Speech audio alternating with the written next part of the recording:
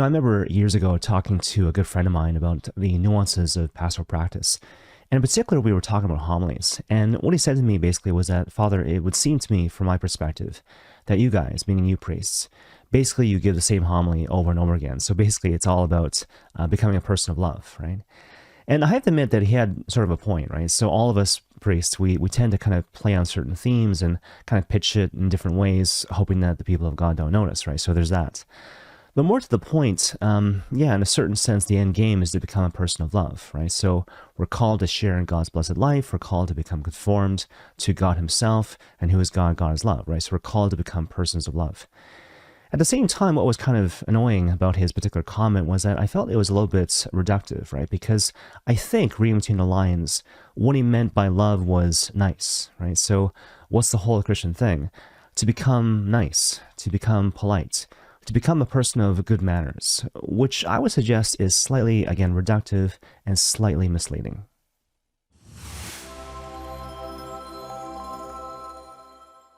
So in terms of defining the concept of love, perhaps it might be kind of helpful to revisit a particular definition of love, which has been made somewhat popular by Bishop Robert Barron.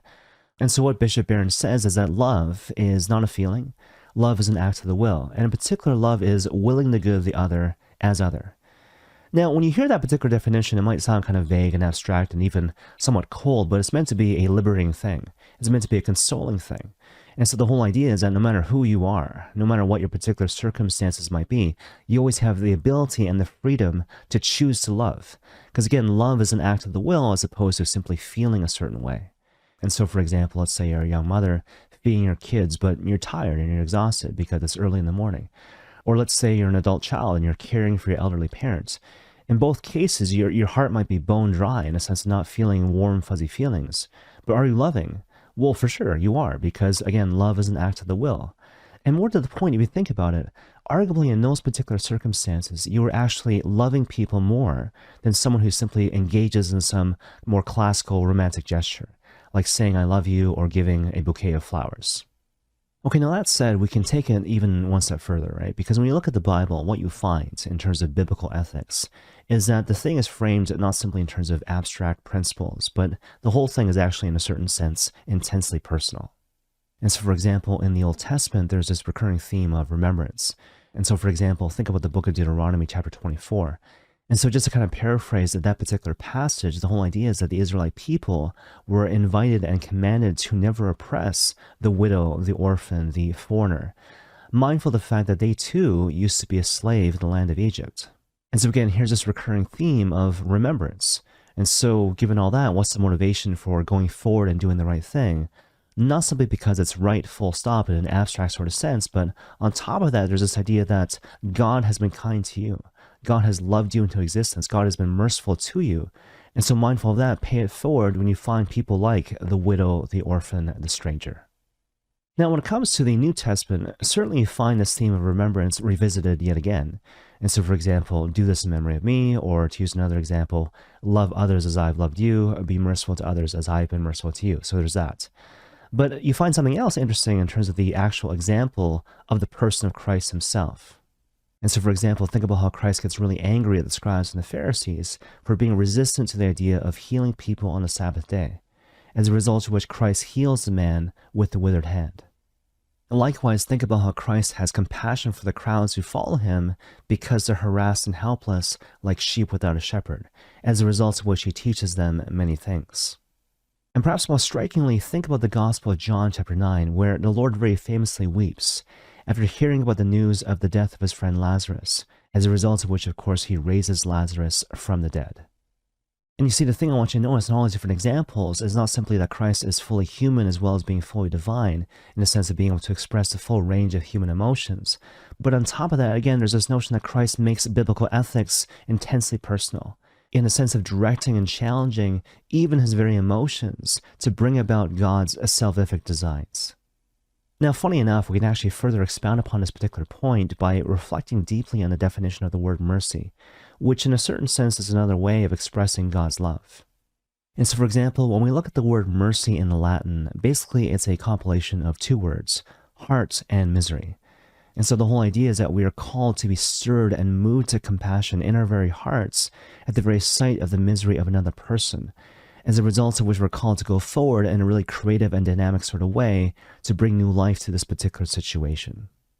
You find a similar concept in the Hebrew rendering of the word mercy. And so in the Hebrew, it's kind of interesting, the word which is rendered in English as mercy translates literally as viscera, which refers to the abdominal region, which in turn alludes to the womb. And so basically, if you think about it, it's a metaphorical image of God as mother, in a sense of conveying this idea that God's compassion and his desire to give birth, if you will, stem from the very place where life was actually first conceived. And this obviously speaks to the fact that we're called to do likewise. We too are called to be merciful to other people. And not simply in terms of forgiving people their trespasses against us, but also conveying to them new life in dynamic and creative sort of ways, in imitation of the one who is merciful because he is creator. Okay, one final note, and I'll kind of end with this.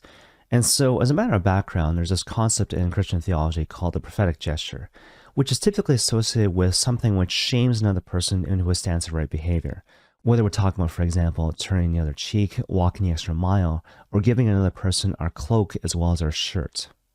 That said, I think it's really important for us to clarify, at least in our own minds, that the prophetic gesture doesn't simply include actions which shame other people, but also and especially include actions which inspire people to pursue the good because they've received gratuitous love and mercy.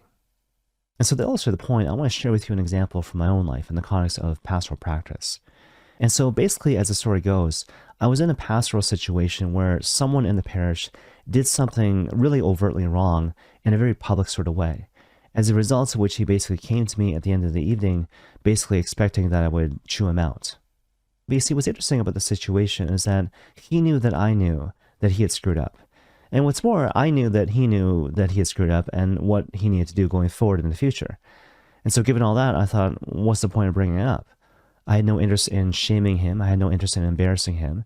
And again, he knew what to do going forward. So we actually didn't talk about it. And so what happened again is that he came to me at the end of the night, again, fully expecting that I would chew him out. And I just said to him, have a good night. And that was it. We never talked about it. To this day, we have never talked about it because, again, what's the point? He knew what he had done. He knew what to do going forward in the future. And more to the point, what I was thinking to myself in that moment was that the thing that was most important in the situation was not so much the mistake. And it certainly wasn't about me getting my pound of flesh. It was about showing mercy to this person, even though I had the right, if you will, to chew him out, right? Because that's the thing he would remember. If I chewed him out, he would remember that. But if I was merciful and kind to him in that moment, he would remember that too. And hopefully he still remembers that right now in the present day. But you see, the reason I bring this up and the reason why I tell that particular story is to suggest to you that it's really easy for all of us to stand on our rights, to point out the wrongs that have been done to us and in the context of the world, and to demand our pound of flesh. But in those moments when people have done wrong, and especially when they have wronged us personally, it's very important to remember that what's important is not so much the mistake. What's important is to help each other become the persons that God is calling us to be, primarily by giving mercy as well as receiving mercy.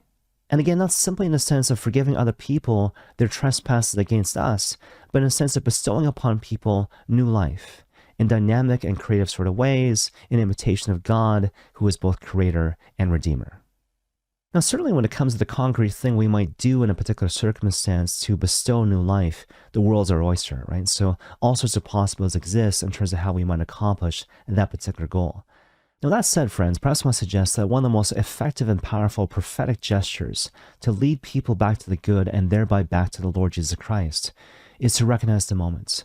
To recognize especially those moments where people are feeling weak and vulnerable in the aftermath of their error, in the aftermath of their sin, and to receive these people not with condemnation, not with judgment or rejection, but rather with love, with mercy, with forgiveness, in imitation of the one who has loved us first. And may God bless you all.